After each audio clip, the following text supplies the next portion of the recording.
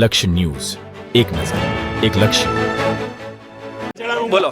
કલો રેલાથી કલ્યાણપુરા છેલ્લા 10 દિવસથી 15 દિવસથી વીજળીના ઇલેક્ટ્રિક જીઈબીની અંદર કમ્પ્લેનો નોંધાવીએ છીએ. એનું કોઈ સારું હજી સુધી સોલ્યુશન આવ્યું નથી. અમારા વિસ્તારના ઘણા લોકોના એસી ફ્રીજ અને આ પાવરના પ્રોબ્લેમના કારણે બળી ગયા છે. અહીં રજૂઆત કરવા આવીએ છીએ ઓફિસે. બપોરે અમારા એ વિસ્તારના ભાઈઓ આવ્યા હતા, તેમને કોઈ સારો જવાબ મળ્યો આજના દિવસમાં 10 દિવસ પાવરે ટીપ મારી છે.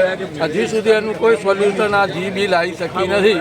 અને જે બાળકો બીમાર હોય, વૃદ્ધ માણસો હોય, આ ગરમીની અંદર કેવી રીતે ઘરમાં રહી શકે, એમની આ જીબીને કોઈ તકેદારી એનો ખ્યાલ હોતો નથી. અને આજે અમારી એવી પરિસ્થિતિ આ ગરમીમાં છે કે લોકો ઉકળાટના મારે બહાર બેસી રહે છે અંધારામાં.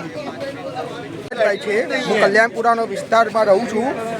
આજથી 2 મહિના પહેલાં ડબગર સાહેબને અરજી આપી હતી. તો એ અરજી એમને લીધી અને પછી હું 5 દાડા ભાઈ પૂછવા ગયો, મને કોઈ અરજી મળી નથી.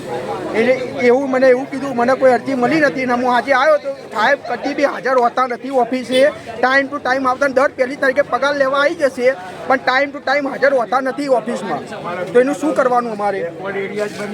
અમારા તો રાવણવાસ કલ્યાણપુરા છે, એના અંદર તો પાવર રહેતું જ નથી. અમારા 2 મિનિટ આ ઝબકારો આવે છે, ખાલી પવન આવે છે તોય લાઇટ જતું રહે છે.